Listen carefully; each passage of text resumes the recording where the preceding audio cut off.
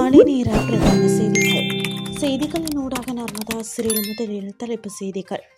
பரீட்சை திணைக்களம் வெளியிட்டுள்ள முக்கிய அறிவிப்பு. ஈரானுக்கு எதிராக பாரிய கடற்படை முற்றுகையை ஆரம்பித்த அமெரிக்கா. இனி விரிவான செய்திகள். 2026ஆம் ஆண்டுக்கான கல்வி பொதுத்தராதார உயர்தர பரீட்சையின் செயல்முறை பரீட்சைகளுக்கான மதிப்பீட்டு குழு உறுப்பினர்களை தெரிவு செய்வதற்கான விண்ணப்பங்களை கோருவது தொடர்பான அறிவித்தல் விடுக்கப்பட்டுள்ளது.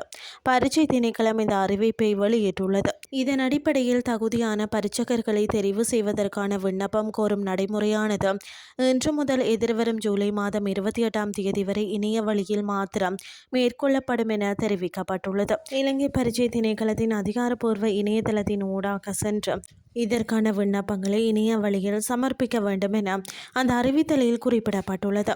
மேலும் இது தொடர்பில் ஏதேனும் மேலதிக விவரங்கள் அல்லது விசாரணைகள் தேவைப்படின் 0112784207 அல்லது 0112784537 அல்லது 0112785922 ஆகிய தொலைபேசி எண்களை தொடர்பு கொண்டு விவரங்களை பெற்றுக்கொள்ள முடியும் எனவும் பரீட்சைகள் திணைக்களம் தெரிவித்துள்ளமை குறிப்பிடத்தக்கது. இனி வெளிநாட்டு செய்திகள்.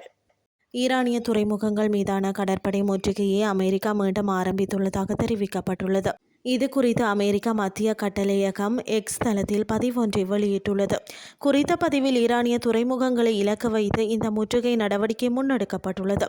தற்போதைய நிலையில் இப்பிராந்தியத்தின் கடல் மற்றும் வான்பரப்பை பாதுகாக்கும் நோக்கில் 20க்கும் மேற்பட்ட அமெரிக்க கடற்படை போர்க்கப்பல்களும் நூற்றுக்கணக்கான நவீன இராணுவ விமானங்களும் மத்திய கிழக்கு பிராந்தியம் முழுவதும் நிலைநிறுத்தப்பட்டு தீவிர கண்காணிப்பு மற்றும் செயல்பாடுகளில் ஈடுபடுத்தப்பட்டுள்ளன என தெரிவிக்கப்பட்டுள்ளது.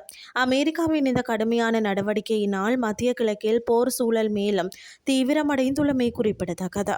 இத்துடன் செய்திகள் யாவும் நிறைவடைகின்றது. அடுத்த இரவு 8:30க்கு எதிர்பாருங்கள். நன்றி.